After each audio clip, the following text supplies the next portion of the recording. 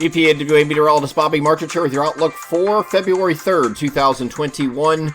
We're finally going to get rid of the system today. It's going to pull off to the east. There's still going to be a few lingering snow showers, especially this morning, across mainly our northern areas, and maybe a few flurries elsewhere. We just can't get rid of this. This thing has been just lingering and lingering since Sunday, and this is now Wednesday, and you still have some residual effects wrapping around this low that is now up in the Gulf of Maine, a little bit of low pressure pieces, vorticities running around this. So because of that, we have a few snow showers across the far northern areas here, and then elsewhere further south, you just have a few flurries still lingering around today. But otherwise, we're just remaining mostly cloudy today, and of course remaining on the colder side, the low to mid 30s for highs today. So going back to the global models here and going forward, and we will have a mostly sunny day here on Thursday, although the temperatures are going to increase a little bit, and we'll have temperatures back to near average for this time of year. So a seasonable day, mostly sunny, and then clouds are going to increase overnight, and we have a little bit of precipitation coming at us that will have a wintry side to it. Now, this is not a big deal, especially not big compared to what we just had. I mean, that's saying a lot, but I mean we had a lot of snow across our region from that. So this is going to be more of a nuisance variety type thing, and we'll have some snow showers moving in very late Thursday night and then Friday morning, and then it could change over to rain mainly south of 78 is what we're expecting, and then for most of New Jersey except far northwest will change over to rain as well. But these are just very light rain showers, so it's not going to wash away what you have on the ground now, and the temperatures are going to warm a little bit. But we're going to be on either side of 40 degrees for highs on Friday. So it's not going to be like we're, getting in the 50s and this is going to really have a rapid melt process here. It is going to melt some, but you have such a high snowpack in most of these areas that you're still going to have plenty of snow still on the ground. And of course, you're going to have some snow falling on top of that Thursday night and Friday morning at least. And as we get over to the NAM, just to take a look at what that's doing, and you're initially going to have a warm front ahead of the cold front. So you're going to have, and this is going to run out of range. I only have this to hour 60. But just to show the progression from this, you have some snow at the onset, some mixing of sleet in there as well. And this just goes through 7 a.m. Friday. See rains further south, but you will have some snow to start. But I think as the temperatures warm, you're going to have that. These areas here, are northwest of that line, are where you get at least some snow accumulation. I think further south is going to be tough. Maybe really minor right here where we have this little bit here. But there's not going to be too much falling from that. So a mixture of rain and snow going over to, or maybe some sleet mixed in. That's going to go over to rain for those areas south of that line. But areas further northwest across north central, northeast PA could get a couple inches out of it. Maybe a 1 to 3 or maybe even 2 to 4. The Canadian short range does go to 84 hours. So we have a little bit longer of a look at this. And you can see those marginal areas from Harrisburg to the Lehigh Valley up to northwest New Jersey are generally about an inch and a half maybe. Of snow. When you get up here, you're generally 1 to 3, maybe some higher elevations get to 4 or so. So, I mean, there's going to be some chances to get in that range here in these northern areas.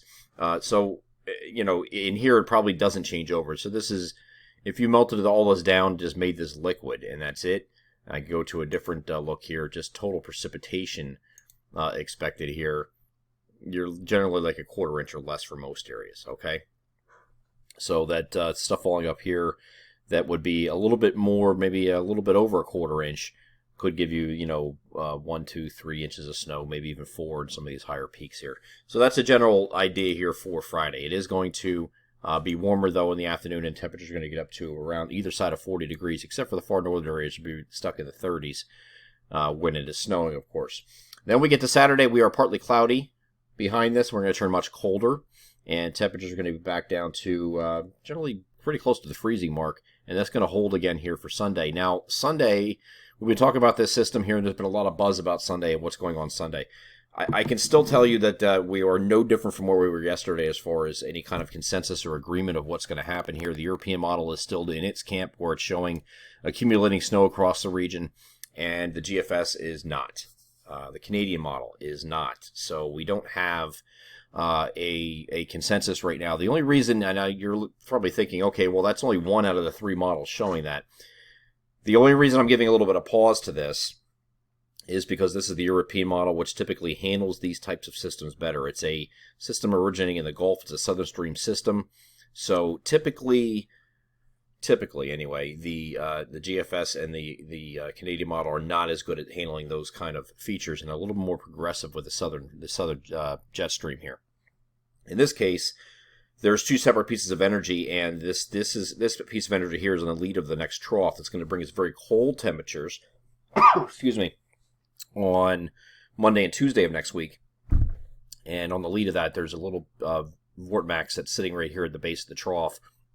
Is going to try to interact with this system here on the European model, and that's why you're getting a system closer to the coast and giving you some snow. Now, if this does happen, it's not going to be something like we just had where it's going to sit around and sit around and sit around. This is generally kind of like a 12-hour or so event, and you could get some modest accumulations in there of, if everything were to work out correctly and fall into place, and it does in fact track this way, you could be talking about maybe a 4 to 8 inch snowfall, 5 to 10, something like that. This is not a foot plus type system here. At least it's not looking that way. Again, the GFS, same time frame. The northern stream energy is here, southern stream energy is down here. It doesn't come north because this northern stream is very, very progressive, very fast.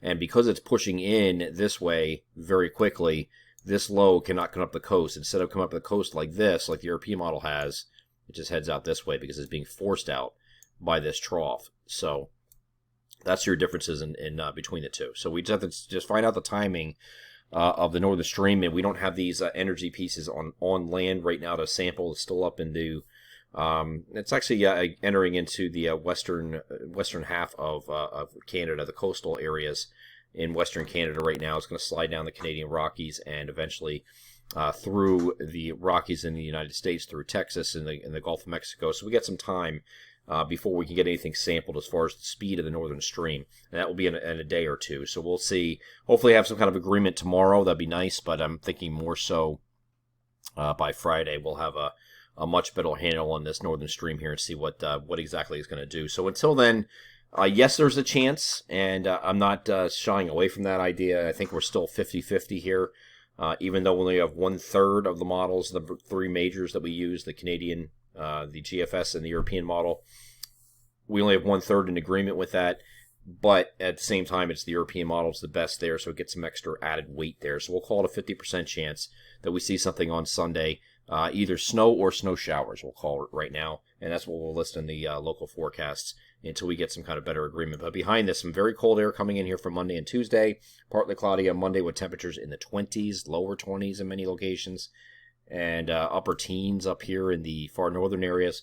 And then once we get to Tuesday, we are partly to mostly cloudy. Another system that might come at us here on Tuesday might bring some more snow showers or light snow Tuesday night. So we'll see. We'll cross that bridge when we get there. But there's a lot of opportunities going forward. This is not the end of this string of chances here. So we have a lot of signals going forward that we're going to be identifying this Friday in the long-range outlook. I'm EPA and WA meteorologist Bobby Martich. That is your outlook for February 3rd, 2021. Have a great Wednesday.